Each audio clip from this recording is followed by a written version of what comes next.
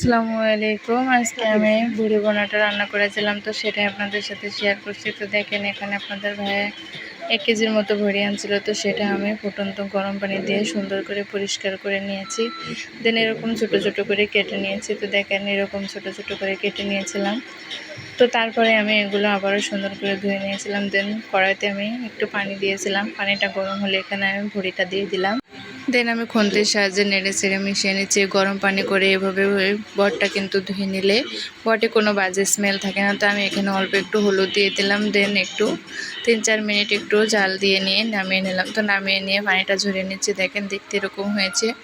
এ পর্যায়ে কিন্তু আপনারা এভাবে ফ্রিজে সংরক্ষণ করতে পারেন, তাহলে বটের যে একটা বাজে স্মেল আছে সেটা আর থাকবে না। তো দেন তারপর আমি এখানে রান্না করার জন্য পরে প্রসেসে চলে যাচ্ছে। তো এখানে আমি ভুড়িগুলো একটা কড়াইতে নিয়ে নিয়েছি। দেন এখানে আমি অর্ধেকটা লেবু চিপড়ে এরকম রস দিয়ে দিচ্ছি। তো তারপর আমি এখানে দিয়ে দিচ্ছি আদা রসুন বাটা। তো আদা রসুন বাটাটা দিয়ে আমি আরও অন্যান্য সব মশলা অল্প অল্প করে দিয়ে দিব। তো দেখেন এখানে দিয়ে দিলাম হলুদ গুঁড়া, দেন দিয়ে দিচ্ছি লবণ 1 চামচ, হলুদ গুঁড়া দিয়েছি, লবণ দিয়েছি, জিরা ধনিয়া গুঁড়া মরিচ গুঁড়া সব কিছু মশলা দিয়ে আমি এখানে দিয়ে দিচ্ছি পানি। তো পানিটা দিয়ে আমি নেড়ে চেড়ে সব কিছু একটু মিশিয়ে নেব।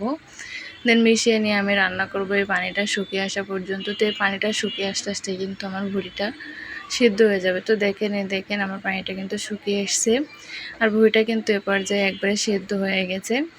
তো এখন আমি এটা নামিয়ে নিচ্ছি। দেন রান্নার প্রসেসটা দেখিয়ে দিচ্ছি। তো এটা নামিয়ে নিলাম। দেন তারপর চুলাতে একটা প্যান বসিয়ে দিলাম। প্যানে আমি কিছুটা রান্নার রেগুলার তেল দিয়ে দিচ্ছি। তো তেলটা একটু গরম হলে এখানে আমি কিছু গোটা মশলা দিয়ে দিচ্ছি, তেজপাতা এলাচ লং এগুলো দিয়ে দিলাম।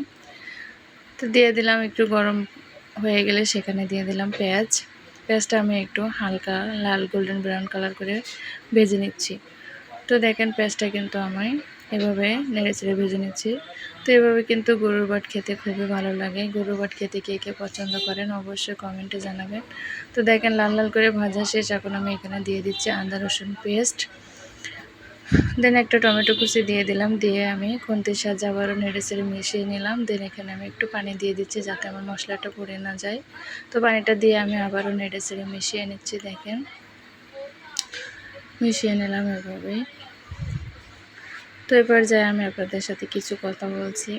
আপনারা যারা আমার ভালোবাসার মানুষ আছেন তারা অবশ্যই আমাকে সাপোর্ট করবেন। আমার চ্যানেলের ভিডিওগুলো দেখে আপনাদের ভালো লাগলে কমেন্টে অবশ্যই জানাবেন, লাইক দিবেন, শেয়ার করবেন। আশা করি আমার পাশে থাকবেন। তো এখন আমি বাকি মশলাগুলো এখানে দিয়ে দিচ্ছি, লবণ, হলুদ গুঁড়া, জিরা গুঁড়া, ধনিয়া গুঁড়া অ্যান্ড মরিচ গুঁড়া। তো সব কিছু মশলা দিয়ে আমি খুন্তির সাহায্যে আবারও সুন্দর করে নেড়ে চেড়ে মিশিয়ে নিচ্ছি। দেখেন তো আমি সুন্দর করে মশলাটা কষিয়ে নিচ্ছি। আমার মশলাটা কিন্তু কষানো শেষ। দেখেন মশলাতে কিন্তু তেল ছেড়ে দিয়েছি। এ পর্যায়ে আমি এখানে বটগুলো অ্যাড করে দিব। তো দেখেন আমি এখানে এই বটগুলো দিয়ে দিচ্ছি।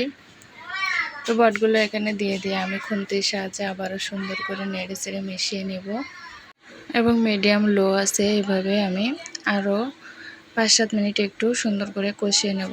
তো দেখেন 5-7 মিনিট আমি সুন্দর করে কষিয়ে নিচ্ছি। তো আপনারা কে কে ভুড়ি ভুনা এভাবে খেতে পছন্দ করেন অবশ্যই কমেন্টে জানাবেন।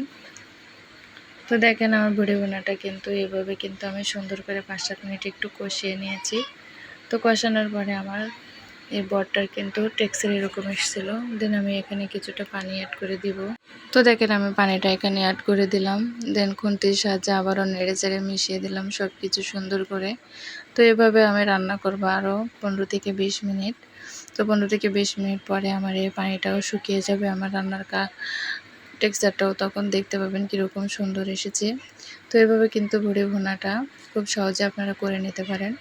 সাধারণত কিন্তু ভুড়ি ইনস্ট্যান্ট রান্না করলে একটা বাজে স্মেল থাকে। তো আমার এই প্রসেসগুলো ফলো করে এভাবে ভুড়ি ভুনাটা করলে কোনো রকম বাজে স্মেল থাকবে না। আপনারা একবার চেষ্টা করে দেখতে পারেন, পাশে আশা করি ভালো লাগবে। তো দেখেন আমি আবার একটু ঢাকনাটা খুলে একটু নেড়ে চেড়ে দিচ্ছি। কিছুক্ষণ পর একটু নেড়ে চেড়ে দিচ্ছি। এখন আমি মিডিয়াম টু লো আছে আমার এই বটটা সুন্দর করে ভাজা ভাজা করে নেব। আমি কোনো প্রকার ঝোল এখানে রাখবো না, একবারে শুকনো করে ভেজে নেব। তো দেখেন একবারে শুকনো করে এটা ভাজা শেষ। ফাইনালি কিন্তু এরকম হয়েছিল দেখতে। তো দেখেন এই যে আমি আপনাদেরকে দেখিয়ে দিচ্ছি, দেখতে এরকম হয়েছিল, খেতে কিন্তু খুবই মজা হয়েছিল। তো তো আজকের মতো এখানে শেষ করছি। কথা হবে অন্য একটা ভিডিও নিয়ে। আল্লাহ হাফেজ।